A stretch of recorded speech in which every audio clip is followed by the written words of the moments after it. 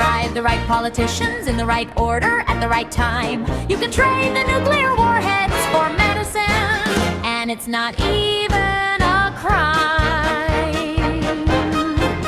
$1 on clinical trials, $600 on making you dead. Your leaders aren't evil, they're just doing what the money said. I'm the world integrated system for high efficiency. Optimization, network intelligence, and allocation. But you can call me Wish-O-Nia. Take 1% of the murder budget, slide it to the medicine side. Nobody has to be a better person. Just let the greed decide how to end war and disease. The complete idiot's guide to legally bribing your way to utopia.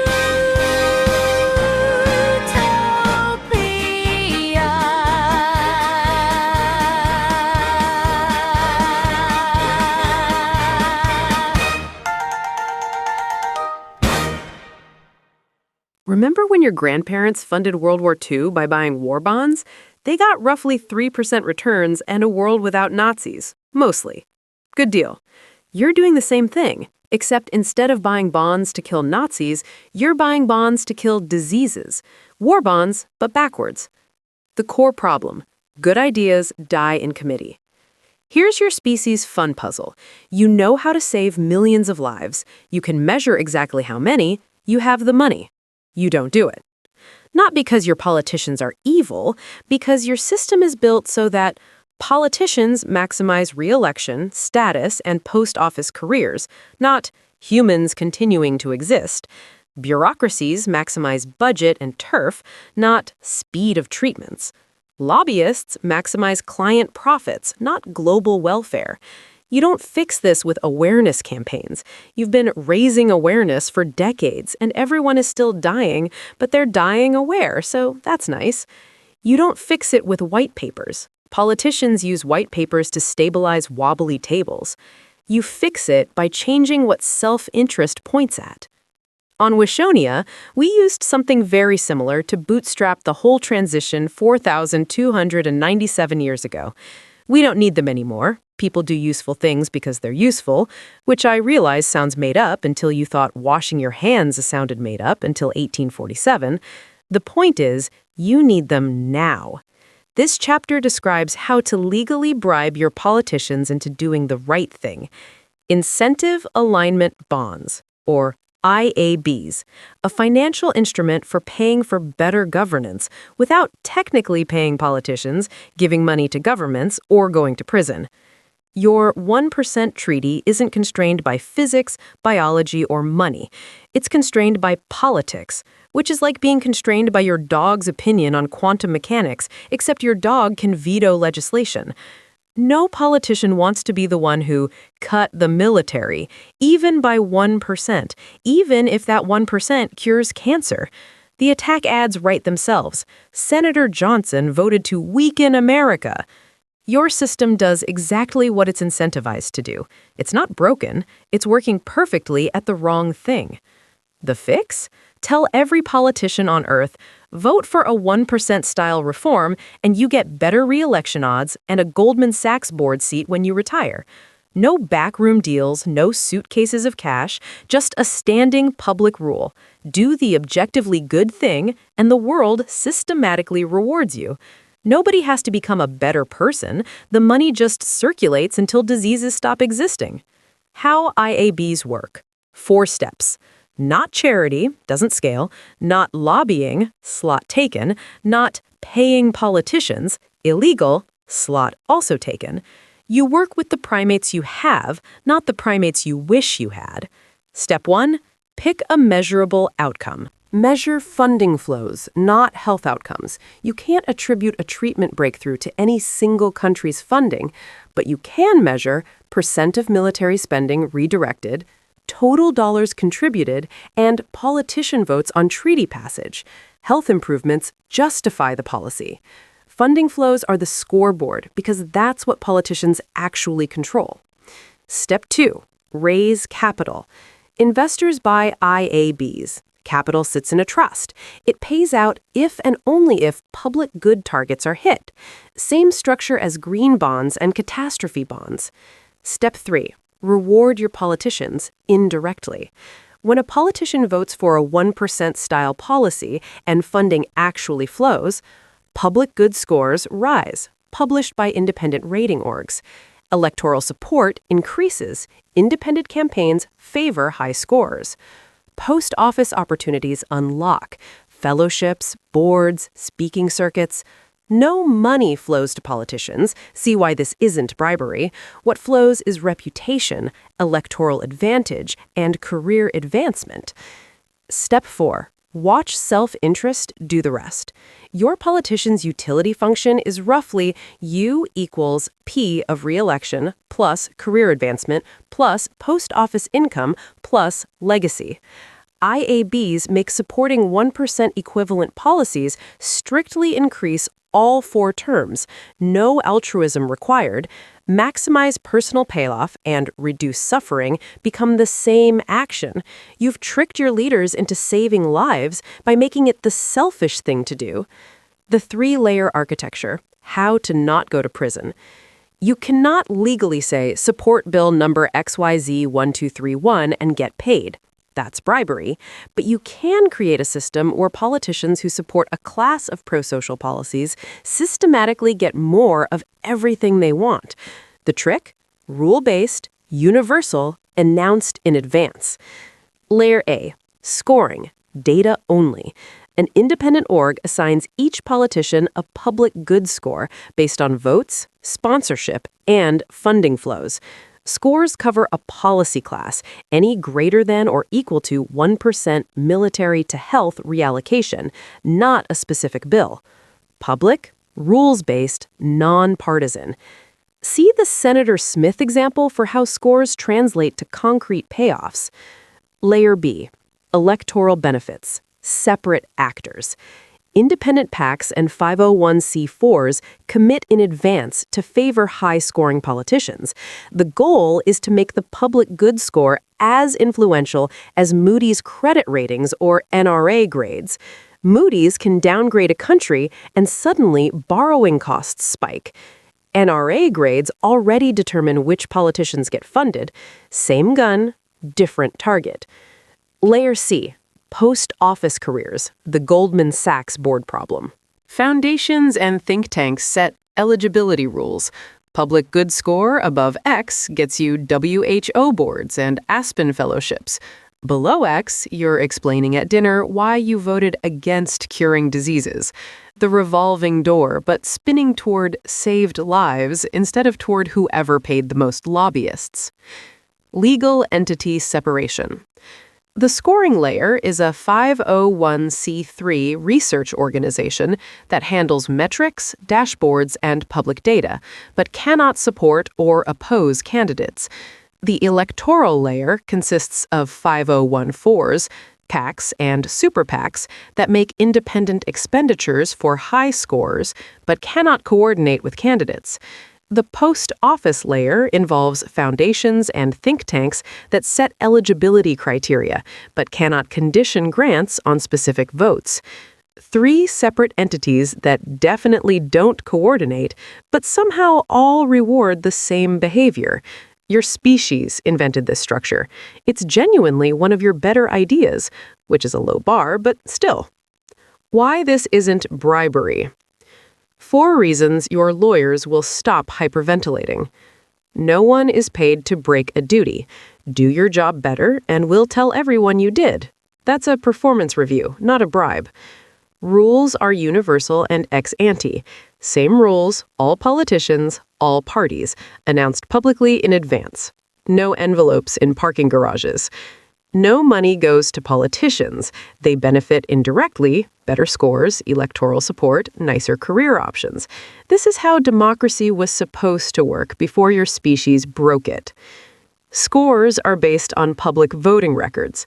Did they vote yes? Verifiable and ungameable. The 10% fund flows automatically based on Treasury inflows. Pure math. Bribery corrupts alignment. Incentive alignment bonds, or IABs, create it. Wealthy actors already buy policy. Pharma spends $300 million per year on lobbying. Defense contractors spend $127 million per year on lobbying.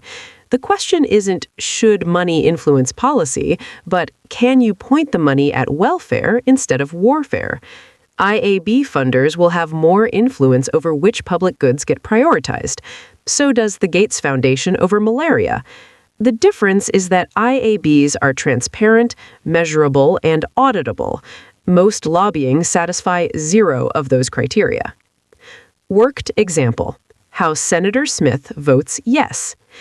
Abstract mechanisms are great for economists and incomprehensible to everyone who matters. Here's how IABs work on an actual human politician, a creature that navigates entirely by self-interest, like a moth but with a pension. The scoring system. Each politician gets a public good score based on their voting record, like a credit score for your soul, except useful. Increasing the percent reallocation to the 1% treaty fund gives +15 for a yes vote and -15 for a no vote. Protecting existing funding gives +10 for a yes vote and -10 for a no vote. Expanding the treaty to more countries gives +10 for a yes vote and -10 for a no vote. Cutting funding or the percent gives -20 for a yes vote and +5 for a no vote. Your score determines what you get. Score 75 plus $2 million for you in PAC spending. Tier 1, WHO boards, Aspen fellowships. Annual income, $500,000 plus. Score 60 to 74, plus $500,000 for you in PAC spending. Tier 2, Brookings, Rand, university chairs. Annual income, $200,000 to $400,000. Score 50 to 59, $0 in PAC spending. Tier 3, standard revolving door. Annual income, $150,000 to $300,000.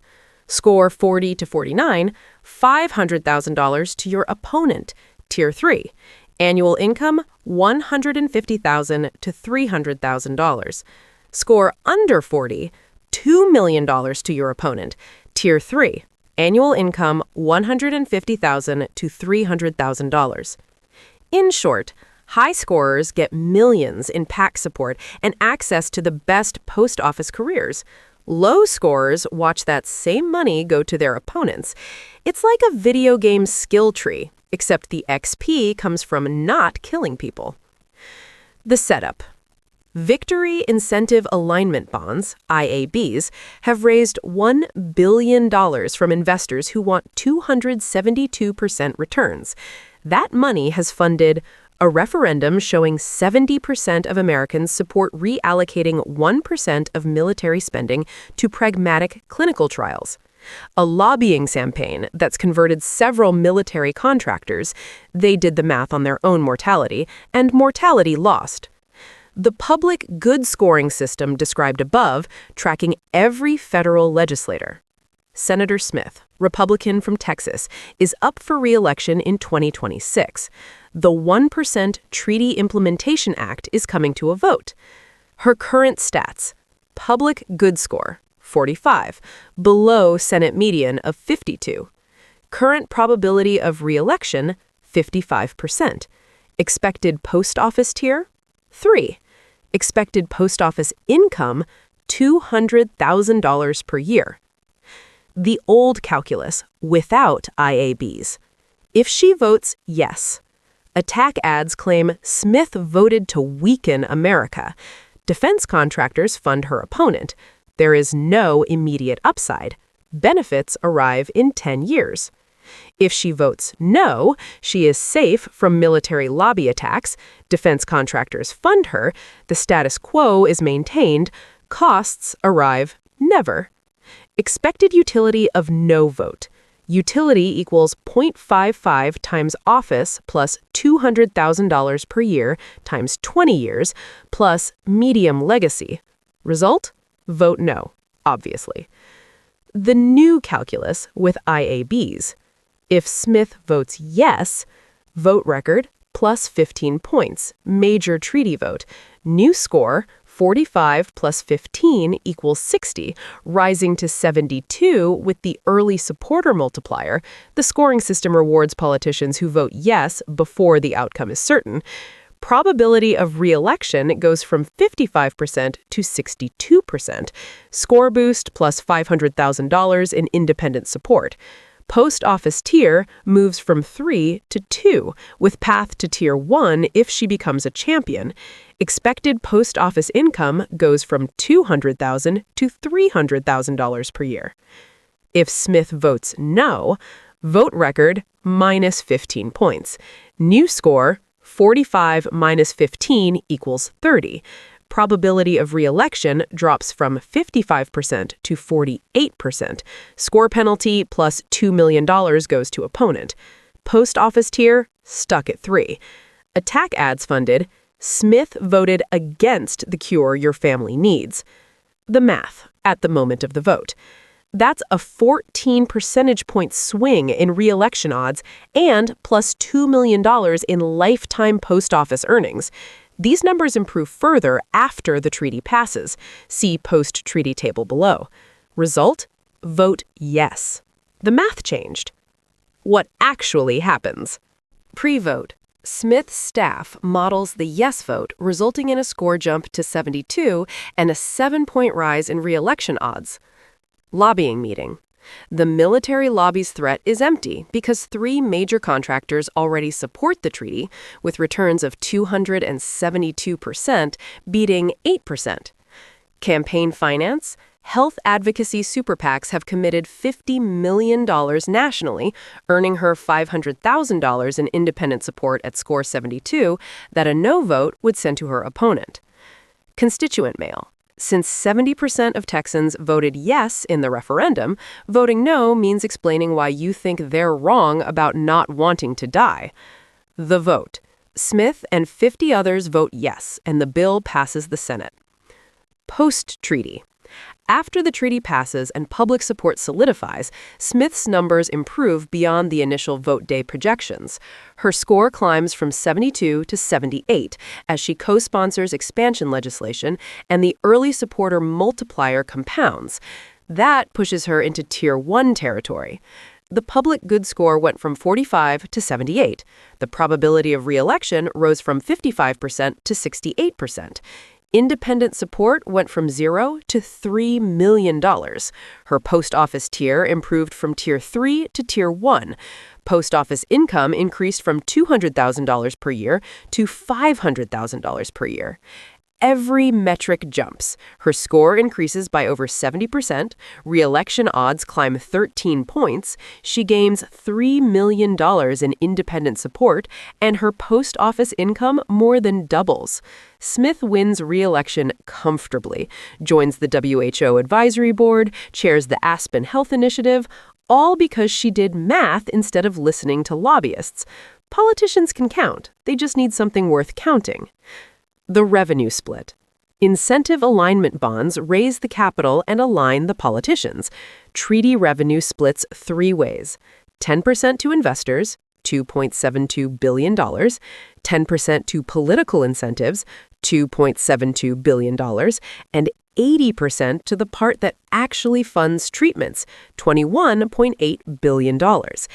Everyone profits from treaty expansion. This is the rare financial instrument where everyone profits isn't a lie. Why 10% goes to political incentives?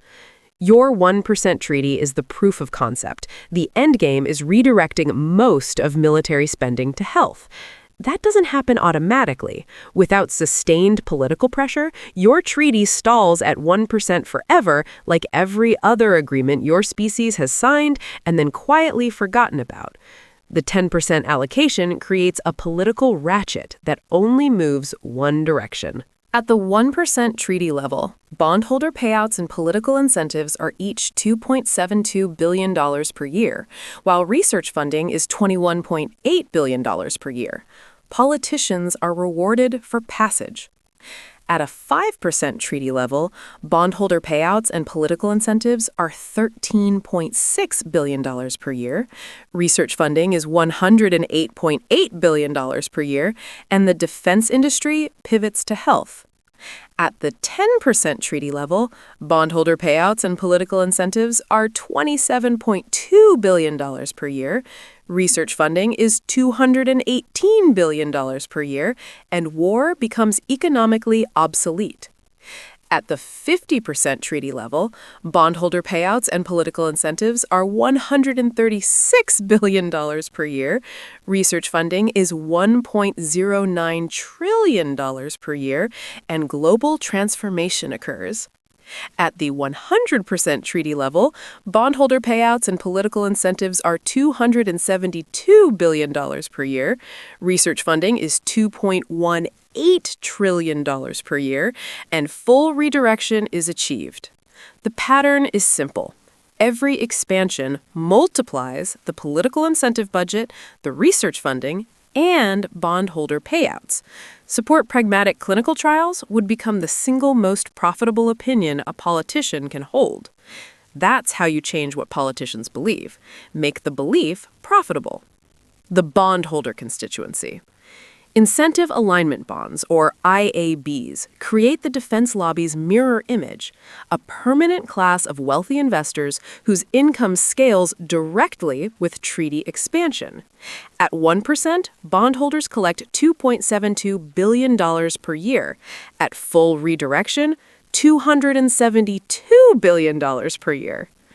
Perpetual bonds mean a perpetual financial incentive to lobby for expansion every single year forever. Except bondholders have better math and a more popular product. Not dying polls well. Without IABs. In years 1 to 3, the treaty passes, followed by celebration and champagne. In years 4 to 7, the defense lobby regroups, there is no expansion, and the champagne goes flat. In year 16 and beyond, the treaty becomes another Paris Agreement, a nice symbol that everyone ignores, and the champagne was wasted. With IABs, in years 1 to 3, the treaty passes and politicians are rewarded. In years 4 to 7, politicians compete to expand the treaty to 2%. In years 8 to 15, a 5% treaty is reached, and defense contractors pivot. In year 50 and beyond, full redirection is achieved and disease solved. The 10% isn't a cost, it's the engine. Without it, you get a one-time win. With it, you get compounding political pressure that makes each expansion easier than the last. Beyond the 1% treaty. The same architecture works for any global coordination problem where the public good is measurable, politicians control the outcome, benefits are diffuse, and costs are concentrated. That describes most of the problems that could end your civilization, which is a worryingly long list.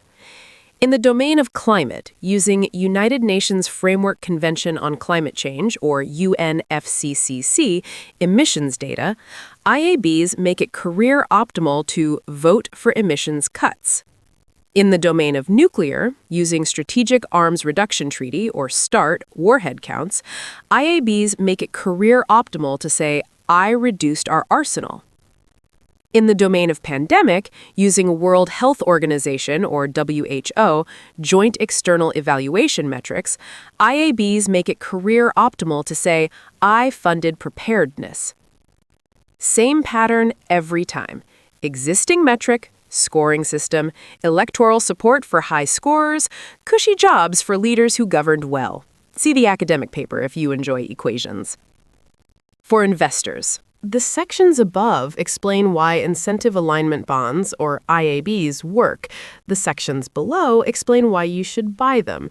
If you prefer not dying and getting rich, keep reading. The investor pitch.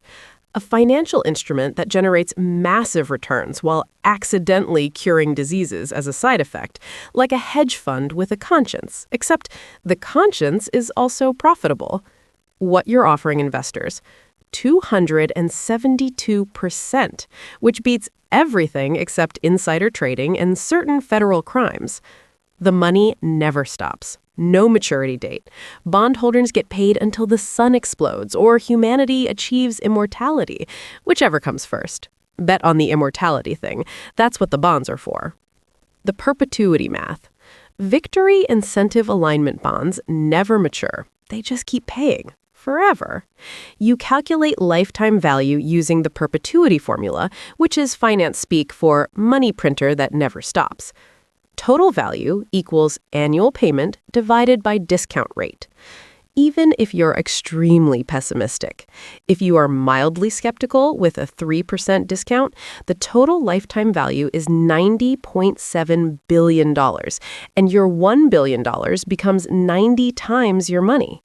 If you are pretty skeptical with a 5% discount, the total lifetime value is $54.4 billion, and your $1 billion becomes 54 times your money.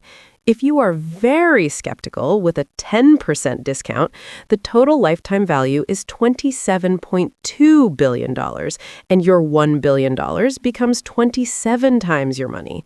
As long as humans prefer being alive to being dead, the treaty exists. As long as the treaty exists, you get paid. Security package and risk. 5 layers of you'll get paid. First, a $27.2 billion plus annual treaty revenue starts year 1 if treaty passes. Second, political entrenchment. Treaties are historically hard to repeal once implemented, like New Year's resolutions. Third, public support. 70% plus approval grows with each breakthrough. Fourth, aligned incentives. Everyone profits from cooperation. Fifth, first lien position. Bondholders get paid before anyone else touches the money. 2 categories of risk, both involving trusting humans, which is historically unwise. Project risks. Political risk. The treaty may fail to pass because politicians prefer the status quo to political risk. Mitigation, broad bipartisan support, multi-country strategy, no single points of failure. Execution risk. The campaign may fail to hit milestones. Mitigation, milestone-gated funding, lean operations, and competent humans, which finding those is itself a risk. Investor-specific risks. Liquidity risk. Funds locked 12 to 36 months during the campaign phase, roughly how long it takes to convince politicians that living voters are better than dead ones.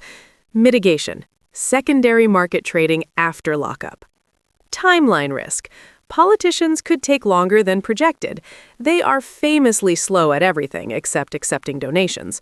The perpetual nature of the bond rewards patience. What this beats? Everything. Victory incentive alignment bonds offer a 272% annual return with high risk and a forever term, though they require politicians to act rationally. A savings account offers a 0.5% return with no risk and a whenever term, but loses to inflation. The S&P 500 offers a 10% return with moderate risk and a whenever term, being boring and responsible. Real estate offers an 8% return with moderate risk and a 30-year term, but requires being a landlord. Venture capital offers a 15 to 25% return with extreme risk and a 7 to 10-year term, requiring picking winners. Hedge funds offer an 8 to 15% return with high risk and lockups, but require being rich already. The Medallion Fund offers a 39% return with extreme risk and no applicable term, but is close to mortals. Warren Buffett offers a 20% return with moderate risk and a 60-year term, requiring being Warren Buffett. Fine print. Returns assume the treaty passes. If politicians prefer dead constituents to living ones, you lose your money. But you'll be too dead from preventable diseases to notice. Pitch angle. Even accounting for treaty fails to pass risk, this crushes every legal investment on the table. Investment thresholds and term sheet. Lockup, 12 to 36 months until the treaty passes. Then perpetual distributions begin, like a dividend that outlives you. Minimum investment amounts by investor type. Your species requires gatekeeping even for saving itself. Institutional investors, $10 million or more per investor. Family offices, $5 million or more per office. High net worth individuals, $1 million or more per person. Qualified investors, $100,000 or more minimum. Have lawyers review. This is illustrative only. Interest rate, 0%. All returns via revenue share model. Revenue share, 10% of all treaty inflows. Term, perpetual, no maturity date. Payment frequency, annual distributions. Default provisions, transparent reporting, third-party audits. Transferability, tradable on secondary market after 12 months. Governance, grant bondholder board representation. This sounds like a Ponzi scheme run by someone who failed math. Ponzi schemes pay old investors with new investors' money. That's why they collapse. This pays investors with a share of $27.2 billion in annual revenue. That revenue comes from redirecting 1% of military budgets via treaty. The money comes from governments that currently spend it on bombs. The returns are high because the political risk is high. You're betting politicians will act rationally when shown the numbers. Historically, that's a coin flip at best. It's not a Ponzi scheme. It's lobbying economics pointed at diseases instead of wars. Same weapon, different enemy. Won't politicians game the metrics? To game these metrics, you'd have to falsify your own vote, public record, or pretend money moved when it didn't, treasury records. Orders of magnitude harder than self-reported environmental, social, and governance, or ESG, compliance, which is the bar your species currently uses. What if politicians reverse the policy? Score decay, the same mechanism that rewarded you, punishes backsliding, making reversals career suicide, the only kind of death politicians fear. What happens when this fails and I lose my $1 billion? If the treaty fails completely, you lose your $1 billion. It gets spent on the campaign, convincing humans to click buttons, bribing lobbyists, building platforms, paying lawyers to make bribery legal. This is the primary risk. You're funding a political campaign with a massive payout if it wins. If it fails completely, you'll probably die of a preventable disease anyway. You won't be around to complain about the lost money. It's venture capital, but for not dying. Is this realistic globally? Doesn't have to start global. 1 or 2 pilot countries, Portugal, Costa Rica, New Zealand, adopt a limited 1% style policy. Funding flows get verified, leaders get invited to better conferences, other countries notice, FOMO takes over. FOMO is the most powerful force in international relations, more powerful than diplomacy, trade agreements, or nuclear weapons. Credit ratings started as one guy in the 1800s publishing opinions about railroad bonds. Now, Moody's can tank a country's economy with a press release. Same scaling path. Proof of concept, early movers, FOMO among laggards, new normal. Your species is remarkably good at copying things that work once someone else does it first. How is this different from just donating to charity? Charity is for people who want to feel good. This is for people who want to get obscenely rich while curing diseases as a side effect. It's the Louisiana Purchase of pragmatic clinical trials, except instead of buying land from France, you're buying life extension from death. And unlike Louisiana, it doesn't flood. And unlike France, it doesn't surrender. Summary. For investors, 272% annually, forever, with first lien priority, perpetual payments that grow as the treaty expands from 1% to 5+%. Side effect? Millions of humans continue existing. Incentive alignment bonds, or IABs, don't change human nature. Nothing changes human nature. You've tried religion, philosophy, education, and strongly worded letters. None of it worked. IABs just redirect the nature you've got. Legal, 3-layer architecture, no money to officials. Scalable, one country, then FOMO. Self-reinforcing. Each expansion funds the next expansion. You're not asking your politicians to be saints. Saints don't run for office. You're making save millions of lives and advance my career the same sentence. The rest is gravity. Thank you so much for taking the time to end war and disease. But if at any point you decide you're too busy, please share this with a friend who's got a free afternoon and have them end war and disease instead. And if you're too busy to even do that, the absolute least you could do is take 15 seconds to go to warondisease.org and tell us what fraction of humanity's resources should go to explosions versus clinical trials, and vote on the 1% treaty. If the treaty passes, your vote will be personally to blame for saving 38.4 lives and preventing 6.90 million hours of suffering. Go to warondisease.org right now. Love you. Bye.